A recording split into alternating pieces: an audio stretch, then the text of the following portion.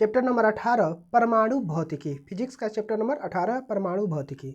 चलिए इसे स्टार्ट करने से पहले एक शायरी सुन लेते हैं। समंदर ना हो तो कश्ती किस काम की, समंदर ना हो तो कश्ती किस काम की, मजाक ना हो तो मस्ती किस काम की। ये ज़िंदगी कुर्बान है दोस्तों के लिए, ये ज़िंदगी कुर्बान है दोस्तों के लिए, दोस्त ना है तो ज़िंदगी किस काम की। इसी के साथ आज का सेशन स्टार्ट करते हैं। चलिए देखते हैं परमाणु भौतिकी। परमाणु भौतिकी के पिता कौन थे? अर्नेस्ट रदरफोर्ड को कहा जाता है। परमाणु भौतिकी के पिता किसे कहा जाता है? अर्नेस्ट रदरफोर्ड को। भारत में परमाणु कार्यक्रम के पिता डॉक्टर होमी जहांगीर भाभा को कहा जाता है। भारत में परमाणु कार्यक्रम के पिता डॉक्टर होमी जहांगीर भाभा को कहा जाता है।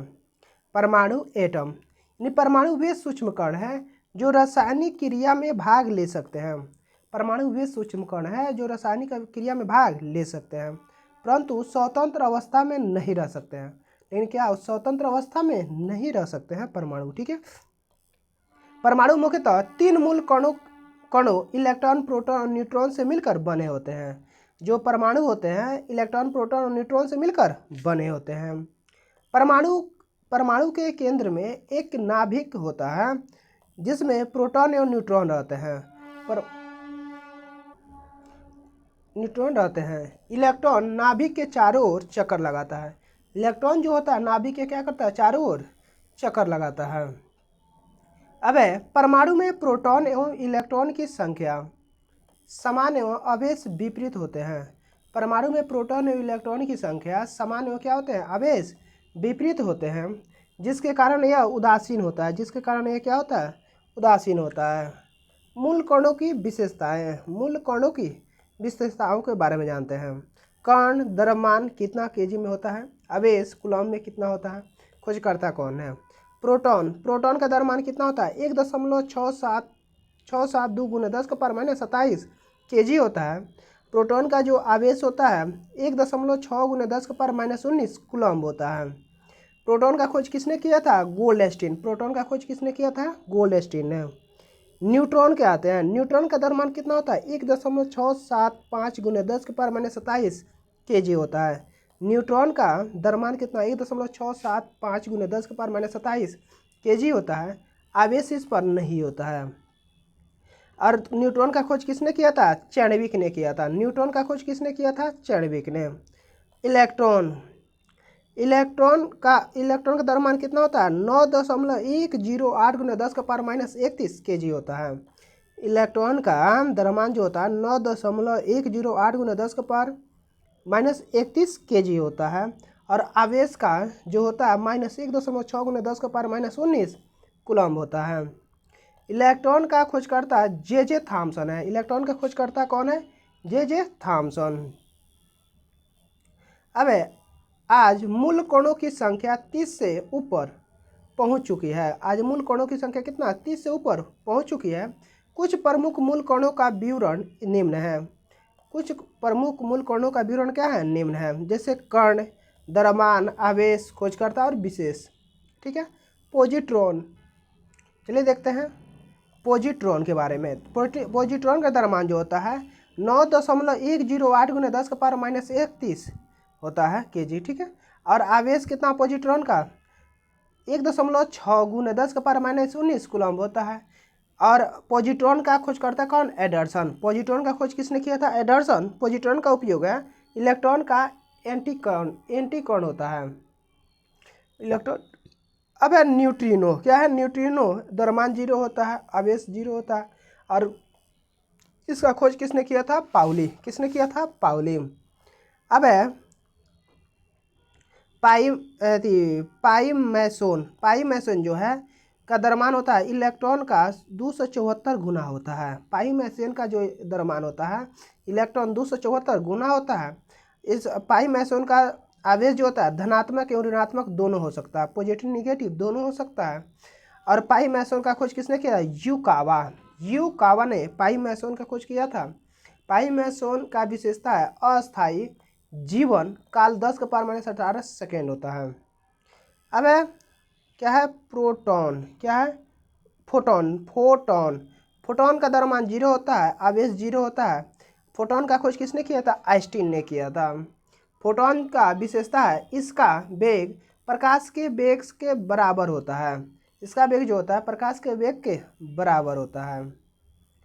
अब है कैथोड किरण। क्या है? Cathode ray.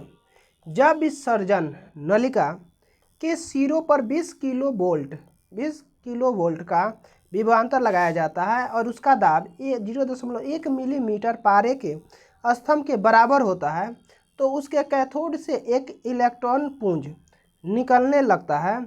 इसे ही कैथोड किरण कहते हैं। ऐसे कैथोड किरण किसे करते हैं? विसर्जन नलिका, कौन है? डिस्चार्ज ट्यूब के सिरों पर 20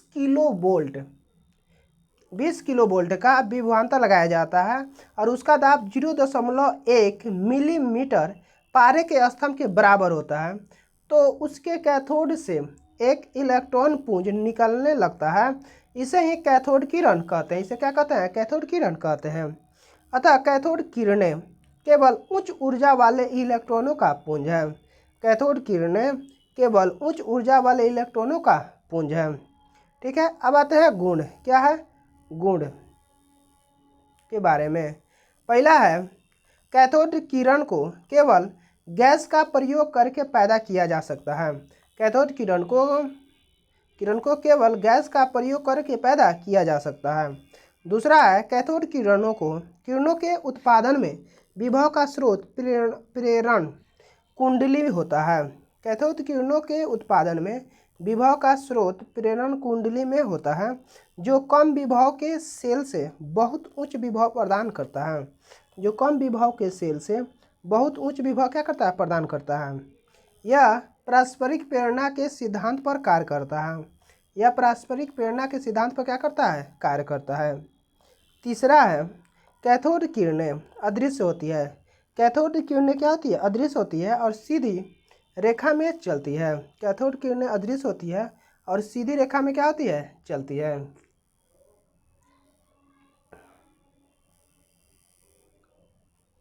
अब एक चौथा है कैथोड किरणें ऋणात्मक होती है। कैथोड किरणें क्या होती है? ऋणात्मक होती है, इसीलिए यह कैथोड से एनोड की तरफ गमन करती है।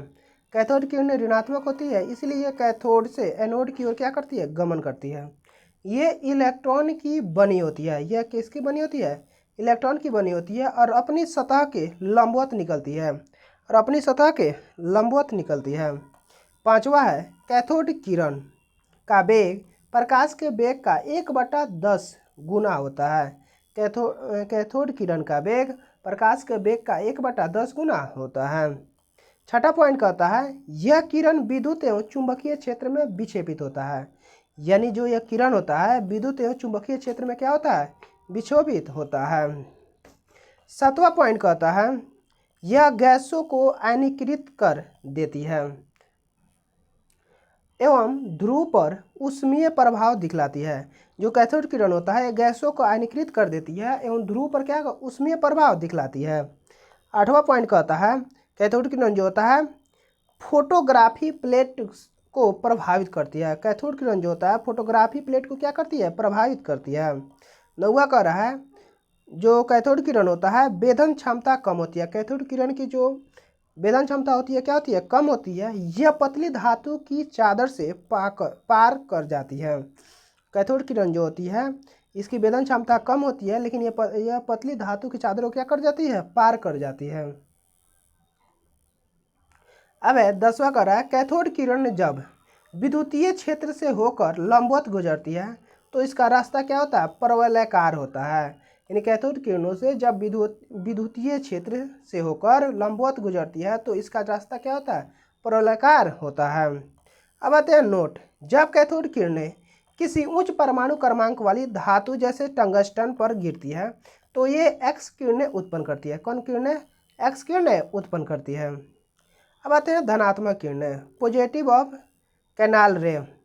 विसर्जन नलिका में यदि छिद्र युक्त कैथोड प्रयुक्त किया जाए तो इनसे निकलने वाली किरणें कैथोड किरणों के ठीक विपरीत दिशा में विक्षेपित हो जाती है और यह एनोड की ओर से कुछ किरणें निकलती है और अतः ये एनोड से निकलने वाली धनात्मक किरणें हैं। इनका पता 1886 में गोल्डस्टीन ने लगाया था।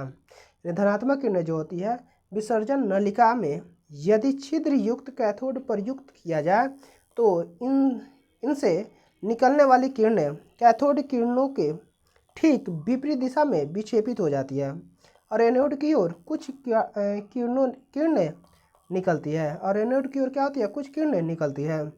अतः यह एनोड से निकलने वाली धनावेशित किरणें है।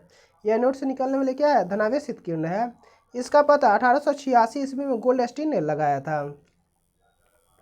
अब आते हैं इसका गुण के बारे में। क्या है गुण? ये किरणें धनावेशित होते हैं। जो इसका गुण होता है कैसा होता है, धनावेशित होता है। ये प्रतिदीप्ति तथा स्फुरदीप्ति उत्पन्न करती है। ये प्रतिदीप्ति तथा स्फुरदीप्ति क्या करती है, उत्पन्न करती है। तीसरा है ये विद्युत व चुंबकीय क्षेत्र में विक्षेपित हो जाती है। ये विद्युत व चुंबकीय क्षेत्र में क्या होती है, विक्षेपित हो जाती है। अर्धचालक सेमीकंडक्टर के बारे में आते हैं। इसकी प्रतिरोधकता या चालकता धातुओं तथा धातुरोधी पदार्थों के बीच की होती है। इसकी जो प्रतिरोधकता या चालकता धातुओं तथा विद्युतरोधी पदार्थों के बीच की होती है। अर्धचालक की प्रतिरोधकता एवं चालकता। अर्धचालक की प्रतिरोधकता एवं चालकता रो 10⁵ माइनस 10⁶ ओम मीटर। रो पार्लर है 10⁵ माइनस 10⁶ एस सेमी पर मीटर। ठीक है। अब धातु की प्रतिरोधकता एवं चालकता। रो पार्लर है 10⁻⁻² माइनस 10⁻⁻8 ओम मीटर से सिग्मा पार्लल है 10² माइनस 10⁸ सेमी पर मीटर होता है। ठीक है। विद्युत रोधी की प्रतिरोधकता का एवं चालकता। विद्युत रोधी की प्रतिरोधकता एवं चालकता। रो पार्लल है 10⁻11 माइनस 10⁻19 ओम मीटर से सिग्मा पार्लल है 10⁻11 माइनस 10⁻19 एस पर एम होता है। ठीक है, यानी सेकेंड पर ओम। ठीक है। तात्विक अर्धचालक सिलिकॉन और जर्मेनियम। तात्विक अर्धचालक कौन है, सिलिकॉन और जर्मेनियम। यौगिक अर्धचालक अकार्बनिक। पहला है यौगिक अर्धचालक अकार्बनिक CDS GaAs CDSe INP। दूसरा है कार्बनिक एंथ्रासीन मादित थैलोसानिस आदि होता है। तीसरा है कार्बनिक बहुलक पॉली पाइरोल पॉलीएनिलीन पॉलीथायोफिन आदि होता है। अब है नैज अर्धचालक इंट्रिंसिक सेमीकंडक्टर्स। जिन अर्धचालकों में मुक्त इलेक्ट्रॉन तथा कोटर ऊष्मीय प्रभाव द्वारा उत्पन्न किए जाते हैं उन्हें नैज अर्धचालक कहा जाता है। जिन अर्धचालकों में मुक्त इलेक्ट्रॉन तथा कोटर ऊष्मीय प्रभाव द्वारा उत्पन्न किए जाते हैं उन्हें नैज अर्धचालक कहा जाता है। नैज अर्धचालक में मुक्त इलेक्ट्रॉनों की संख्या होलों की संख्या के बराबर होती है। अब यानी बराबर NH बराबर Ni। ठीक है, यानी बराबर NH बराबर Ni, यानी Ni को नौजवाहक सांद्रता कहते हैं। अर्धचालकों में यह अद्वितीय गुण होता है। अर्धचालकों में क्या होता है, अद्वितीय गुण होता है कि उनमें इलेक्ट्रॉन के साथ साथ होल की भी गति करते हैं। होल प्रभावी धनात्मक आवेश वाले एक आभासी मुक्त कण की तरह व्यवहार करता है। होल प्रभावी धनात्मक आवेश वाला एक आभासी मुक्त कण की तरह क्या करता है, व्यवहार करता है। यह ऋणात्मक विभव की ओर गति करते हैं। यह ऋणात्मक विभव की क्या करते हैं, गति करते हैं। ऐसे अर्धचालकों में प्रवाही धारा I इलेक्ट्रॉन धारा IE एवं होल धारा IH के योग के बराबर होगी। I बराबर IE प्लस IH होगा। अब नोट में है नैज अर्धचालकों की चालकता उसके ताप पर निर्भर करती है। नैज अर्धचालकों की चालकता I बराबर IE प्लस IH। ठीक है, यानी नैज अर्धचालकों की चालकता क्या होती है, उसके ताप पर निर्भर करती है, परंतु कक्ष ताप पर इसकी चालकता बहुत कम होती है। परंतु कक्ष ताप पर इसकी चालकता क्या होती है, बहुत कम होती है। ठीक है। अब है अपद्रव्य अर्धचालक। क्या है, अपद्रव्य अर्धचालक। जब किसी शुद्ध अर्धचालक में कोई उपयुक्त अशुद्धि अत्यल्प मात्रा में मिलाई जाती है तो उसकी चालकता में कई गुना वृद्धि हो जाती है। इस प्रकार के पदार्थों को अपद्रव्य अर्धचालक कहते हैं। वांछित अशुद्धि को सावधानीपूर्वक मिश्रित करना मादन या अपमिश्रित कहलाता है। वह अशुद्धि परमाणु अपमिश्रित कहलाते हैं। इस प्रकार के पदार्थ को मादित अर्धचालक भी कहते हैं। इस प्रकार के पदार्थ को मादित अर्धचालक भी कहते हैं। अपमिश्रित एक अपमिश्रक ऐसा होना चाहिए जो मूल अर्धचालक पदार्थ के जालक को विकृत न करे। अपमिश्रक के अणु एवं अर्धचालक पदार्थ के अणुओं का आकार लगभग समान हो। अब है चतुसंयोजक। यह सिलिकॉन और जर्मेनियम में मादक के लिए दो प्रकार के अपमिश्रक उपयोग किए जाते हैं। पहला है पंच संयोजक, जैसे आर्सेनिक, एंटीसनी, फास्फोरस आदि। त्रिसंयोजक, जैसे इंडियम, बोरॉन, एल्युमिनियम आदि हैं। अब है दाता। पंच संयोजी अपद्रव्य दाता कहे जाते हैं। दाता जो होता है पंच संयोजी अपद्रव्य दाता कहे जाते हैं। ग्राही। त्रिसंयोजी अपद्रव्य परमाणु ग्राही कहे जाते हैं। ग्राही जो होता है त्रिसंयोजी अपद्रव्य परमाणु ग्राही कहे जाते हैं। डोपिंग। अपद्रव्य मिलाए जाने की प्रक्रिया को डोपिंग कहते हैं। अपद्रव्य मिलाए जाने की प्रक्रिया को डोपिंग कहते हैं। n प्रकार के अर्धचालक। ऐसे बाह्य अर्धचालक जिनमें विद्युत का प्रवाह मुक्त इलेक्ट्रॉनों की संख्या बढ़ जाने के कारण होता है, n प्रकार के अर्धचालक कहलाते हैं। यानी ऐसे बाह्य अर्धचालक जिनमें विद्युत का प्रवाह मुक्त इलेक्ट्रॉन की संख्या बढ़ जाने के कारण होता है, n प्रकार के अर्धचालक कहलाते हैं। ठीक है। अब है जब अशुद्ध अर्धचालक में पंच संयोजी अपद्रव्य मिलाया जाता है। जब अशुद्ध अर्धचालक में पंच संयोजी अपद्रव्य मिलाया जाता है तो इस प्रकार के अर्धचालक प्राप्त होता है।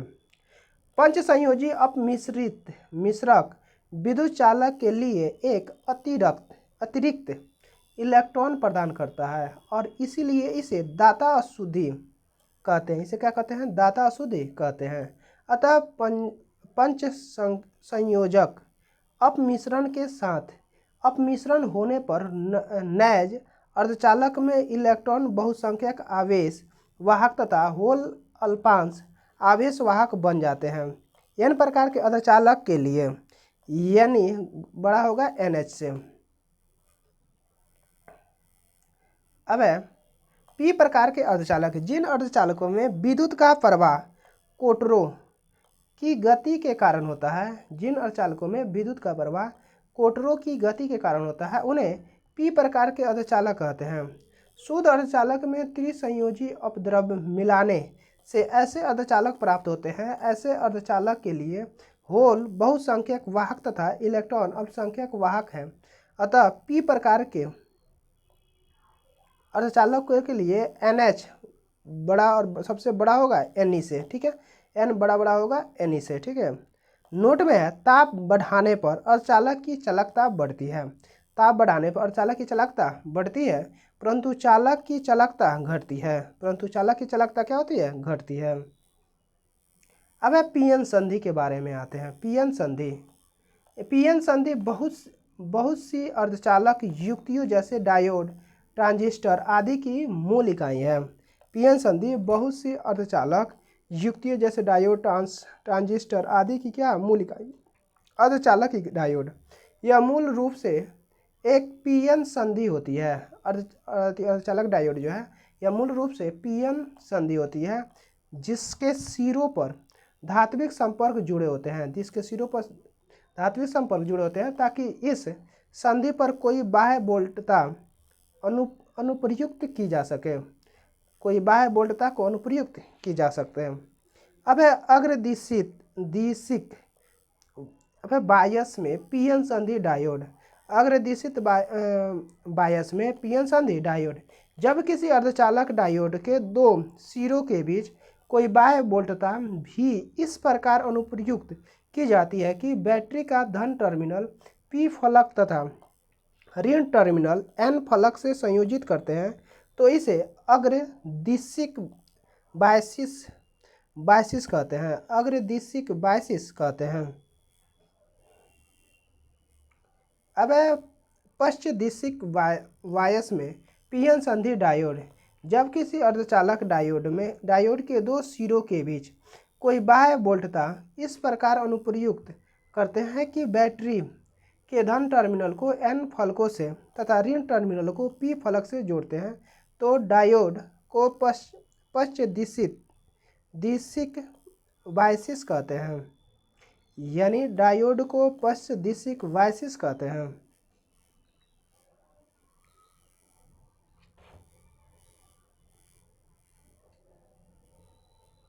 अब है डायोड बल्ब। वैज्ञानिक फ्लेमिंग द्वारा 1904 में निर्मित यह एक ऐसा निर्वात नलिका है जिसमें केवल दो ही इलेक्ट्रॉन तंतु एवं बोल्ट होते हैं।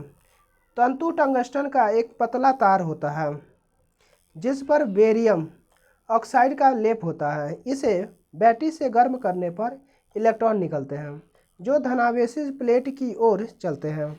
इससे डायोड परिपथ में प्लेट धारा का प्रवाह होने लगता है। प्लेट धारा ओम के नियम का पालन न करके चाइल्ड लेगुमर नियम I प्रोपोर्शनल V के पावर 3/2 का पालन करती है। अब नोट है, कैथोड के आसपास एकत्रित इलेक्ट्रॉन समूह को अंतराल आवेश कहा जाता है। कैथोड के आसपास एकत्रित इलेक्ट्रॉन समूह को अंतराल आवेश कहा जाता है।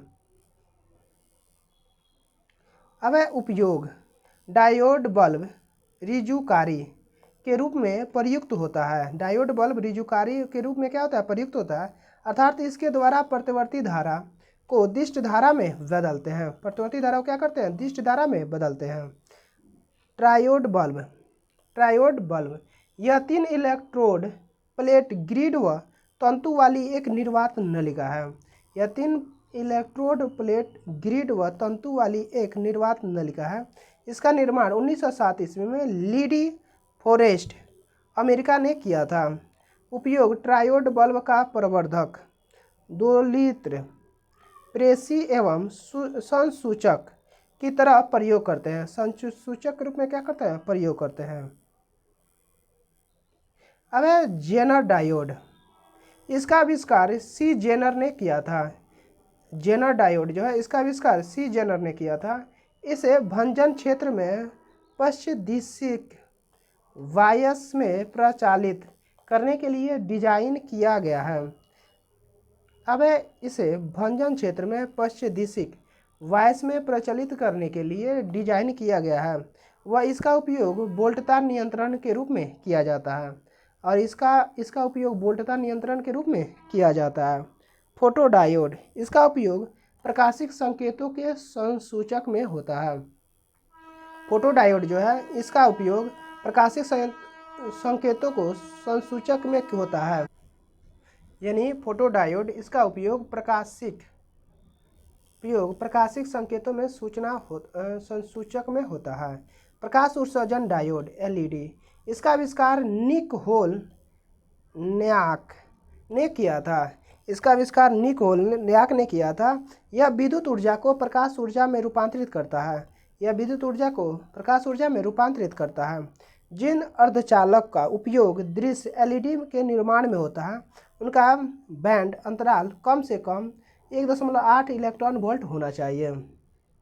1.8 इलेक्ट्रॉन वोल्ट होना चाहिए। अब दृश्य प्रकाश का स्पेक्ट्रमी परिसर लगभग 0.4 माइक्रोमीटर से 0.4 माइक्रोमीटर है, अर्थात लगभग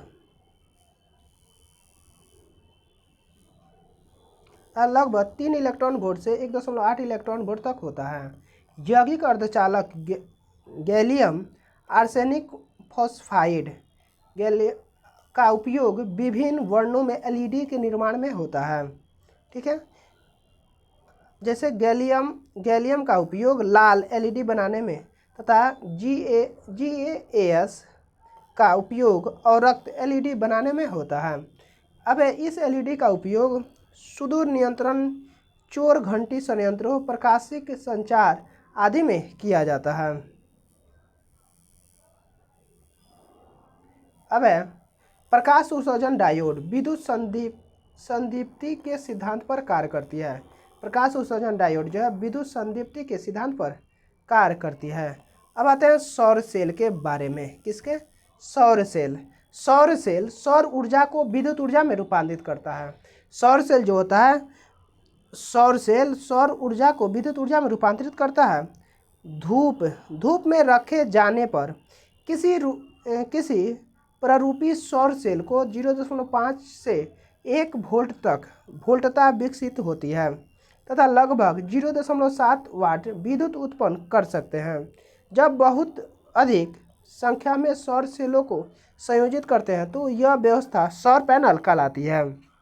सौर सेलों को परस्पर संयोजित करके सौर पैनल बनाने में चांदी का उपयोग किया जाता है। सौर सेल बनाने के लिए सिलिकॉन का उपयोग किया जाता है जो प्राकृतिक में प्रचुर मात्रा में उपलब्ध है। सौर सेल बनाने के लिए सिलिकॉन का उपयोग किया जाता है जो प्राकृतिक में प्रचुर मात्रा में उपलब्ध है, परंतु सौर सेल को बनाने में उपयोग होने वाले विशिष्ट श्रेणी के सिलिकॉन की उपलब्धता सीमित है। सौर सेल मूल रूप में एक ऐसी पीएन संधि होती है जो सौर विकिरणों के आपतित होने पर इलेक्ट्रोमैग्नेटिक फील्ड उत्पन्न करती है। यह फोटोडायोड के सिद्धांत पर कार्य करती है। सौर सेल मूल रूप से एक ऐसी पीएन संधि होती है जो सौर विकिरणों के आपतित होने पर इलेक्ट्रोमैग्नेटिक फील्ड उत्पन्न करती है। यह फोटोडायोड के सिद्धांत पर ही कार्य करता है। अब सौर सेल के निर्माण के लिए आदर्श पदार्थ के रूप में उन अर्धचालकों को लेते हैं जिनका बैंड अंतराल 1.5 इलेक्ट्रॉन वोल्ट के निकट होता है। सौर सेलों के निर्माण के लिए प्रयुक्त होने वाले अर्धचालक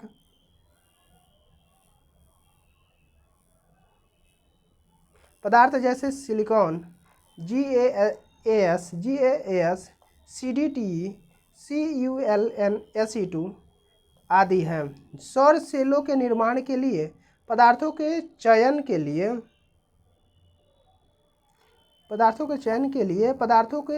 के लिए मुख्य कसौटियाँ हैं, जैसे बैंड अंतराल 1 से 1.8 इलेक्ट्रॉन वोल्ट आदि, अधिक प्रकाश आवेशन क्षमता 10⁴ पर सेंटीमीटर, वैद्युत चालकता, चौथा है कच्चे पदार्थ की उपलब्धता, 5वां है लागत।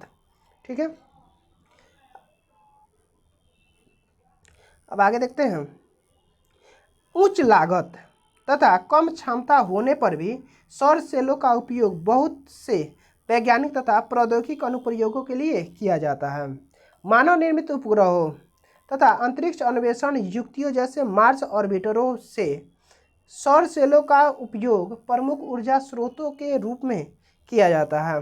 रेडियो अथवा बेतार संचार तंत्रों अथवा सुदूर क्षेत्रों के टीवी रिले केंद्रों में सौर सेल पैनल उपयोग किए जाते हैं।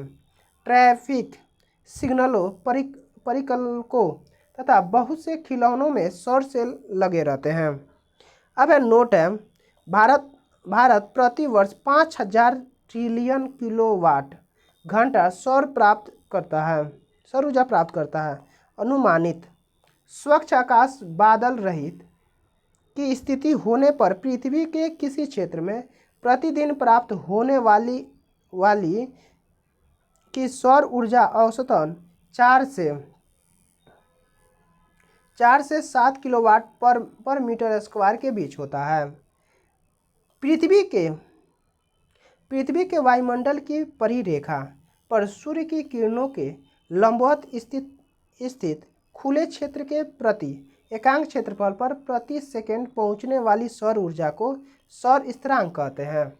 यानी पृथ्वी के वायुमंडल की परिरेखा पर सूर्य के किरणों के लंबवत स्थित खुले क्षेत्र के प्रति एकांक क्षेत्रफल पर प्रति सेकंड पहुंचने वाली सौर ऊर्जा क्या कहते हैं?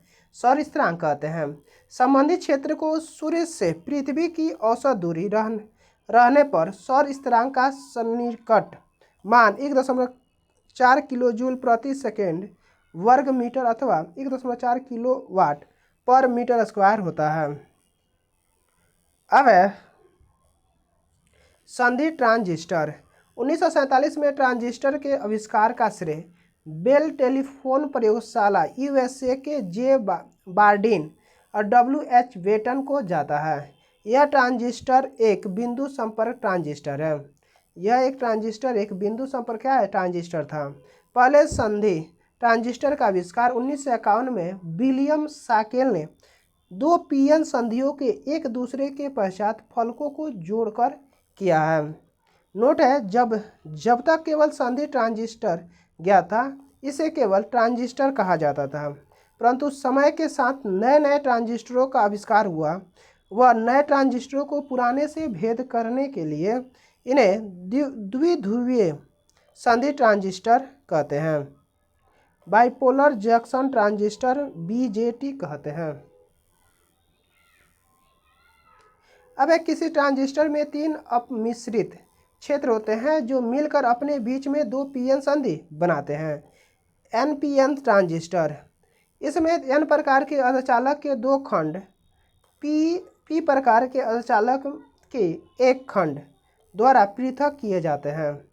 यानी इसमें एन प्रकार के अर्धचालक के 2 खंडों उत्सर्जक एवं संग्राहक पी प्रकार के अर्धचालक के एक खंड आधार द्वारा पृथक किए जाते हैं।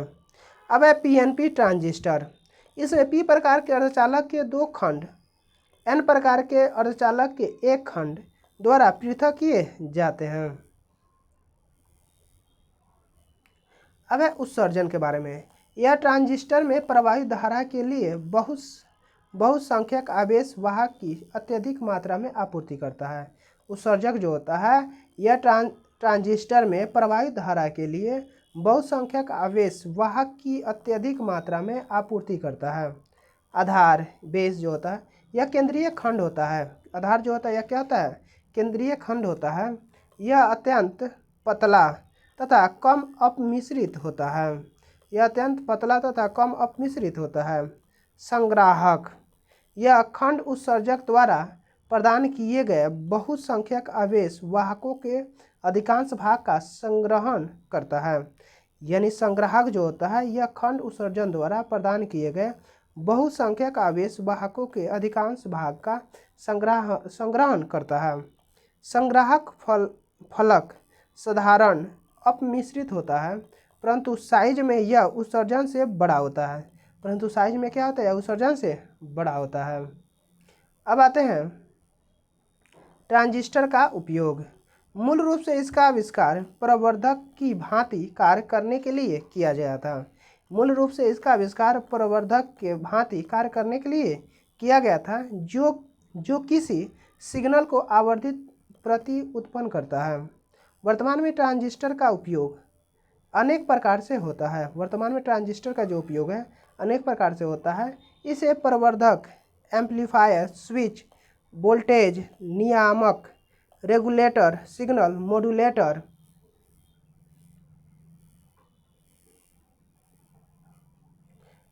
ऑसिलेटर आदि के रूप में किया जाता है। पहले जो कार्य ट्रायोड से किए जाते थे वे अधिकांशतः अब ट्रांजिस्टर के द्वारा किए जाते हैं। अतिचालकता, इसकी खोज 1911 ईस्वी में केमरलिन ओन्स ने की थी। अत्यंत निम्न ताप पर कुछ पदार्थों का विद्युत प्रतिरोध शून्य हो जाता है। इन्हें ही अतिचालक कहते हैं। इन्हें क्या कहते हैं? अतिचालक कहते हैं। और इस गुण को अतिचालकता कहते हैं। और इस गुण को क्या कहते हैं? अतिचालकता कहते हैं। अतिचालक पूर्णतः प्रतिचुंबकीय होता है। अतिचालक पूर्णतः क्या होता है? चुंबकीय होता है, अर्थात वह पूर्ण चुंबकीय कवच होता है। क्या होता है? पूर्ण चुंबकीय कवच होता है जिसे कोई चुंबकीय बल रेखा भेद कर उसके अंदर नहीं जा सकती है। अब है 4.2 किलो कैलोरी यानी -268.8 डिग्री सेंटीग्रेड पर पारा अति चालक बन जाता है। नियोबिस्टीन काफ़ी ऊंचे ताप यानी 100 कैलोरी पर भी अति चालकता प्राप्त कर लेती है। अति चालकता के महत्व को देखते हुए भारत सरकार ने 1991 में एक राष्ट्रीय अति चालकता विज्ञान एवं तकनीक बोर्ड की स्थापना की थी। अब नोट है, घड़ी में क्वार्ट्ज क्रिस्टल काम दाब पाइजो विद्युत प्रभाव पर आधारित है। नोट जो है, नोट घड़ी के क्वार्ट्ज क्रिस्टल का काम दाब पाइजो विद्युत प्रभाव पर क्या होता है, आधारित है। ठीक है। अब अगला चैप्टर है रेडियो सक्रियता।